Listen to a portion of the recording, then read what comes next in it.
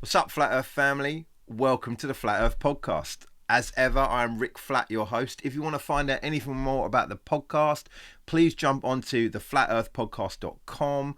On there, you'll find all previous episodes, blogs, information. There's even a little PayPal button on there. You can buy a brother a Mars bar or an island in the Bahamas. I'm not going to choose your level of giving. You do what you got to do. But do go there, check it out.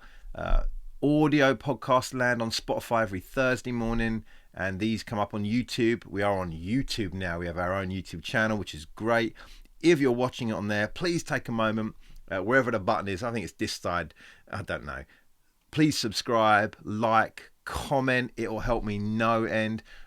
We were kind of trying things out last year, but now we're kind of really going for it. So it'd be really good to get our numbers up a little bit, get our views and subs up. So please help out. Send it to a friend if you like it. Blah, blah, blah, blah, blah. All the stuff that people have to say. You know how it goes. Welcome. I think this is episode 13 of the podcast, which is great. I love this. We're now a teenager. This is great. Things are going on at quite the speed. I like this. I've been very, very busy. It's a busy day, busy week, really. I hope that you have already seen some of the content on YouTube. So just so you know, we are going to be getting back into having a guest one week and then just me and you, just one like tonight, just some me and you time. But as well as that, we are now going to put out loads of sort of content independent of the podcast, but on the podcast YouTube channel, starting with something that we're calling the Project 1046, which is me spending from now until my birthday on the 28th of May trying to get fit, trying to lose a stack of weight, and taking up a little challenge where by the time I turn 46, I'm going to get back on my skateboard, which is over there now somewhere on the wall. I'm going to dust that thing off and try and learn a run of 10 tricks, which I'll then film and post on YouTube. It's going to be hilarious. I've not been on my skateboard for 15 years and about 4 stone ago, so it's going to be some interesting time. But please check that out if you haven't. I'll make sure there's links in the description of this video of Instagram and everything as well, because we're just putting loads of bits and bobs up with Project 1046. We'll be doing little update videos during the week of stuff we're doing, but also every Friday we'll be doing the weigh-in. The target of the project is to lose at least 1.8 pounds a week. We're not going crazy, but we're trying over nearly 6 months to lose a considerable amount of weight and keep it off. So weigh-ins every Friday. Video will be coming up at 12 o'clock. I think that's when it's going to happen. So please check that out. That will be on YouTube and Insta and everything. Blah, blah, blah. News round, whatever. You know I'm going. And like I say, we've got lots of guests coming up after the me having a little bit of a epic battle with COVID, and then man flu, and then just Christmas, really. We haven't had many guests in the studio, but now we are back into full flow. I've got a full program set, rota, timetable of guests from now until Easter. Some great people. Let me just think about who we got. We got entrepreneurs. I got a tech guru. I got a gangster. I got a songwriter. I got a pastor. I got an outdoorsman. I got a games designer. I've got old friends. I've got new friends. I've got experts in certain fields. I've got people who just like to mess around. So it's gonna be good. I'm really looking forward to our guest lineup between now and Easter and onward. And we're going to fight the good battle that we're going to try and get our mentor in fitness, Greg Wallace, on this podcast at some point. I'm trying to lead this Greg Wallace movement, you know what I mean? So we'll be doing that. Man, busy. Been busy. In fact, it is currently the video will be coming up Thursday morning on YouTube, this and on Spotify. It is currently Wednesday evening, 10:30 at night. So we're late. We're slacking a little bit. We're slacking. Now, I get it. That happens. Do you know what I mean? But I've been busy. You know, people say that all the time, right?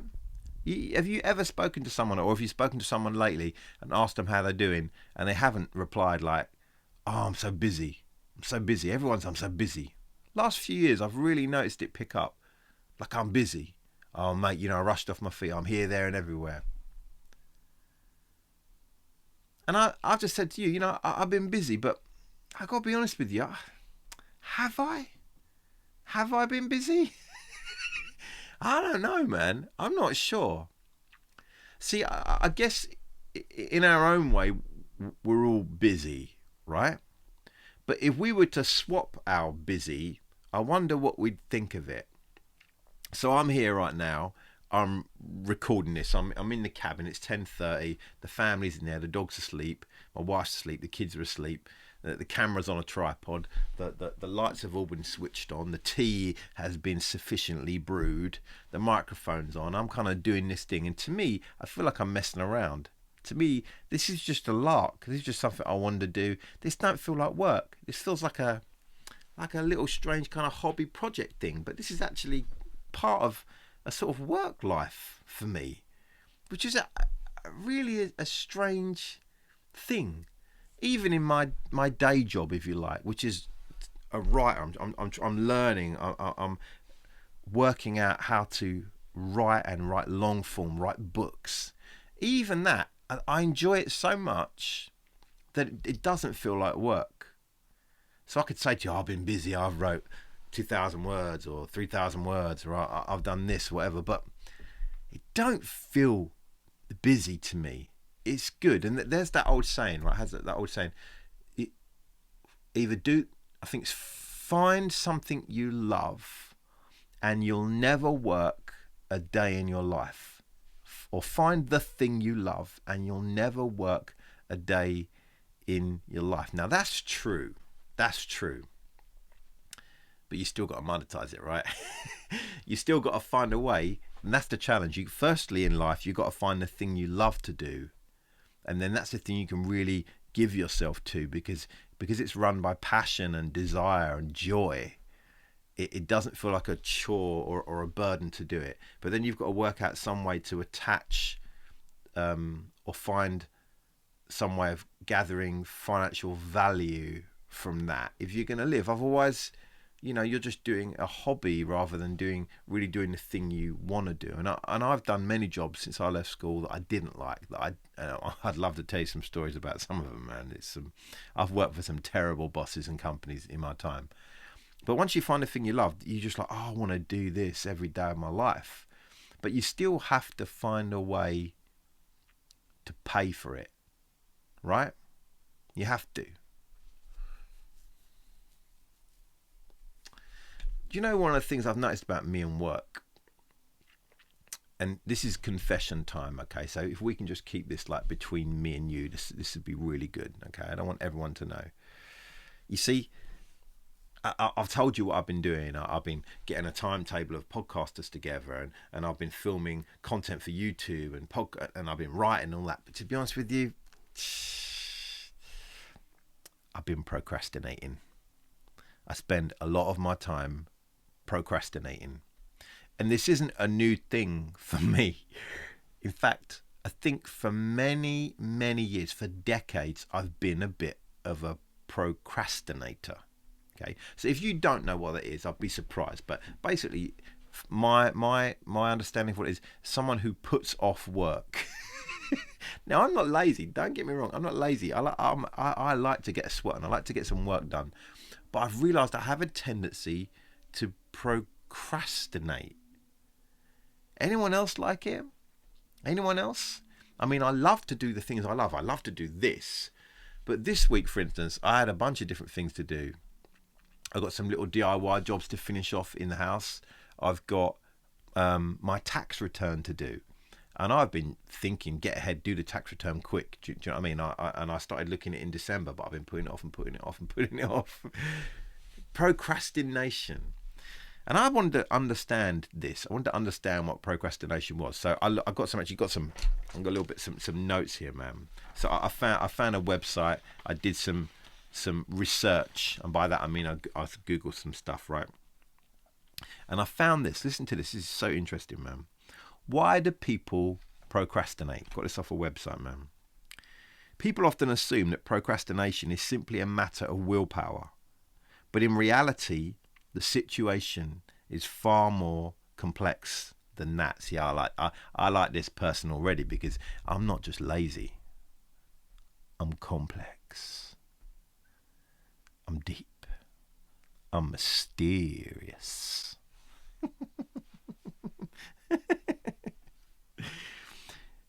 When faced with a decision to make or a task to complete, we usually rely on our self-control in order to push ourselves to get things done. Furthermore, our motivation, which is based on the expectation of receiving some reward for our efforts, can support our self-control and make it more likely that we will get things done in a timely manner.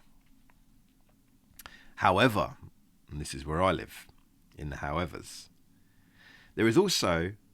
there are also various demotivating factors that we can experience which have an opposite effect on our motivation, meaning they make us more likely to procrastinate. This is where I live.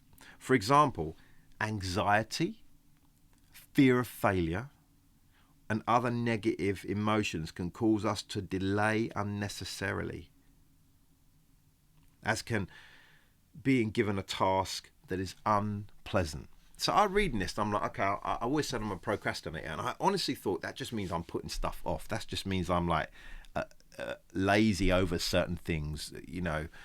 But actually here I'm like, oh wow, there's something deeper going on. And I don't know about you, the more years you live, the older you get, the more you experience things, the more you do realize that you're complex. And hopefully if you're paying attention, you begin to learn about yourself. So I've learned about myself a bit as I've thought about this procrastination deal, right? Because looking at this, where I thought I was maybe lazy, what this is saying, well, maybe you're scared. Where I thought maybe I was unqualified, so there's a task and I feel like it's too big for me, or I'm not going to handle it well. Maybe it's not that I'm underqualified. Maybe it's that I'm anxious. I didn't think about this. I just thought I like putting stuff off, man. I like to do the things I like to do, and I don't like to do the things I don't like to do. I think that's fairly common. I don't think I'm a strange person, or that's a strange scenario. But actually, it says here, it's more complex than that. See, I've learned that I'm a procrastinator, but actually, I think what I am now in this section of my life, I'm actually a procrastinator in recovery, because I have, in lots of little ways over the last couple of years, began to face some of my demons of procrastination and engage with some of the awkwardness. Interesting, I read a bit more of this same article on procrastination. It says this is interesting. Check this out. Procrastination is an active process. You choose to do something else instead of the task that you know you should be doing. In contrast, laziness suggests apathy, inactivity, and unwillingness to act. You see, procrastination, it isn't laziness. It's an avoidance tactic. It's not that I sit around doing nothing when I'm procrastinating. It's that I will choose to do anything, but even if it's more physical, more costly, more arduous than the thing I'm for some reason not comfortable doing, the thing that I'm maybe have a fear of failure over, or I feel for some reason I feel anxious about it. And when I read this, I was like, oh man, that's good. I'm understanding a little bit of who I am and how I function here. Now, here's an interesting thing for you. Let me read you a bit of this. Just in case you're not sure whether you're a procrastinator or not. Mate, that's a legit cup of tea. I'm sorry. Sometimes you make a cup of tea and you're not even expecting it to be good. And you look at it and you think, that looks like some weak ass tea. And it turns out to be boss level tea. Legit. So it says here, here's a little tick list of symptoms of being a procrastinator, of procrastination. Do you fill your day with low priority tasks? I do this sometimes. Some days, like my benchmark for a good day is, did I fill the dishwasher up? Or did I empty the dishwasher? Did I get some fuel for the car or not? Did I get dinner cooked? Did I take the dog for 2 walks? These are my kind of low-level tasks. Do you leave an item on your to-do list for a long time, even when it's important? I do this. I'm not one for making lists, man, but if I do, I will list first all the easy, enjoyable things so that I can tick a load off and feel like I've done something. And if I don't get to the bottom one, I feel kind of like justified that I did all the other stuff. Do you read emails several times over without making a decision about what to do with them? I do this. I so do that. Do you start a high priority task and then go off and make a cup of tea or coffee? I do this. Cheers. Well done. I do this all the time. I'll get my gear ready. I'll set everything out. I'll get all the environment ready to deal with this task. And I go, right, cup of tea, kettle on, and I'll sleep off for a little while. And suddenly, while the kettle's on, I'll just jump on YouTube or Instagram, or I'll just jump on Netflix or something. And suddenly, there you go. The moment's gone. Do you fill your time with unimportant tasks that other people ask you to do instead of getting on with the important tasks already on your list? Ooh, there's a spicy one. It's very easy to fill your life with very important sounding or looking tasks that other people give you or expect of you or demand of you.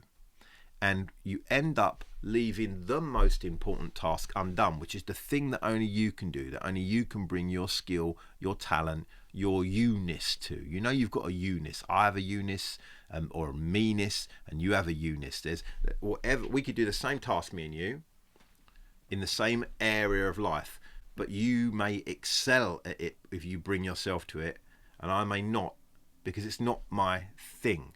Or I may, but even then, we're going to bring something of ourselves, and it can't be done by anyone else. But you can sometimes get duped into like doing a bunch of stuff for other people that look good and sound good. Maybe your boundaries aren't good. You said yes to too much stuff. You never say no, and all of a sudden you've filled your life with lots of worthy looking stuff for other people, but actually procrastination is at work because you've not done the thing you need to do. Final thing, and this is me all over when it comes to procrastination. Do you wait to be in the right mood or wait for the right time to tackle a task? I do this. I do this so much. I mean, I don't know if this is ringing any bells for you, but I literally would get up in the morning and I go, oh, it's a nice bright day, I'm going to do this task. It's not an outdoors task or nothing. It's just like a task where I feel like I need a nice atmosphere. But then it'll get cloudy. I'm like, oh, well, there's that then. My wife always jokes at me, the wider family take the mick out of me, because the moment there's any cloud in the sky, I'm like, oh, yeah, it's gone rain. Looks like it's gone rain. You know what I mean? I'm very easily swayed by environments. I'm very, very easily put off by doing jobs and activities and things by the environment not being good. Are you like this? Are you a procrastinator? Is this ringing a bell for you? Is this like, oh, this feels like me? Well, here you go. Let's look at what this website says about Anti-Procrastination Strategies. Let's see if any of these can help us out. Firstly, now some of these are a bit touchy-feely, so I don't know about some of these. First one, it says, forgive yourself for procrastinating in the past. Apparently, it's very important to forgive yourself for procrastinating in the past. I don't know about that. Sounds a little bit bullshitty to me. Next one, commit to the task. Focus on doing, not avoiding. Now, I can wholeheartedly agree with this one. When I have decided to take the bull by the horns and just go for it, the best thing to do is just don't think, don't dwell, don't put the kettle on, don't go near your phone, just do. This is a great one. This is a great strategy. Just run at it. Get so deeply into it at such speed that you have to finish. You can't stop in the middle. Get going. Sometimes the hardest thing to do is to get going. As a writer, the hardest thing is the blank page. You have to go. And I've learned that about writing in particular. You have to just write. Don't worry about every jot and detail, grammar, punctuation, the form, the paragraphs. Just write. Give yourself a billet. You know when they make a knife, firstly they take the metal they're going to use and they make a billet. And the billet is ugly as all hell. It's just, I'm trying to look around, like I take this lighter. Billet's just like, who cares? Do you know what I mean? It's just a chunk of metal, but slowly you need a billet in order to then shape, and slowly you compress and squeeze and polish and sharpen. You end up with a thin and tactile, then you end up with a blade. So yeah, commit to the task, focus on doing, get going. Here's a good one. Promise yourself a reward if you complete a task on time. So good. This is a great thing. I agree with this one. Don't know about forgiving yourself. I don't know if I need to do that. But yeah, get going. Yeah, promise yourself a reward. If I get through this, I'm going to have this for lunch, or I'm going to go here, or I'm going to do whatever. I'm going to take 20 minutes off and do this, or whatever. Here's one that I hate. I hate this one. Ask someone to check up on you. Peer pressure works. Now, I can kind of agree with this, but I hate it. I just hate it. I don't know if it's because I like the illusion of my friends thinking I'm really busy and doing really well or whatever, but I don't like being checked up on. And maybe that's the baby in me, and maybe that there's something going on there. But yeah, it's not really my bag. Okay. Another thing they say is act as you go. Act as you go is advice. What they mean is as tasks arise, as something comes up in your day, in your week, get on it straight away. Do not delay. I don't know about you, sometimes I get an email or something happens or there's something going on and I think I'll just do that tomorrow, and suddenly I keep procrastinating. By the end of the week there's such a big pile of stuff you can't get it done, and there's a mad rush and you end up half-arsing a lot of it. So yeah, as stuff comes up, do it. Love it. Now here's another really kind of touchy-feely one. Let me read this to you, because I'm really not certain about this one either, man. But it says this: rephrase your internal dialogue. The phrases need to and have to, for example, imply that you have no choice in what you do. This can make you feel disempowered and might even result in self-sabotage. However, saying "I choose to" implies that you own a project and can make you feel more in control of your workload. Now, I'm probably being a bit unfair on that one, because I do think it is important mentally how you approach something. But I don't know, man. Let me think about this for a moment, man, because there have been moments where I need to reframe something, actually. Man, see, I'm having to call bullshit on myself, guys. This is bad. There have been times when I've struggled. I've approached work that should be joy as if it is arduous labour. Yes, no, it's true. Forget what I just said. Don't listen to me, but listen to me now, like a minute later. Yeah, that is important, actually. That is important to approach it with the right mental angle, to understand. Yeah, it is significant if you come up as you take on something as a chore and you don't own it right. It has power over you. But if you go into it going, I don't have to do this, but I choose to. I want to do this. Actually, yeah, that helps, man. So that what I just said, ignore. That's probably really important. We should do this. Minimize distractions. Yes, great. Then there's one, I don't quite understand this last one. I guess I don't want an elephant beetle, but it says aim to eat the elephant beetle first thing every day. And this is get those tasks you find least pleasant out of the way early. I can agree with that. I think that's probably a good thing, man. Yeah, if there's something horrible, get up, smash it, get out of the way. Then you can relax. You can just go, yeah, you can relax. Great. Try and do that. There's some other pro tips here as well. Let me read you these. And again, I don't keep all these, but these might be good for you. Keep a to-do list. Prioritize your to-do list. Become a master of scheduling and project planning. Tackle the hardest tasks at your peak times. Set yourself time-bound goals. Use task and time management apps.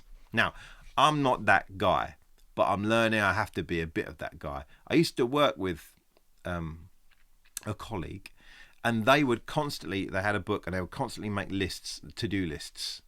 And I used to mock him and I'd say, why you do? He literally had on his to-do list, write another to-do list. That was a to-do point on his to-do list. And I remember turning around and saying, I can't do the to-do list, man. I feel like I'm a slave to it. I do like a to-don't list.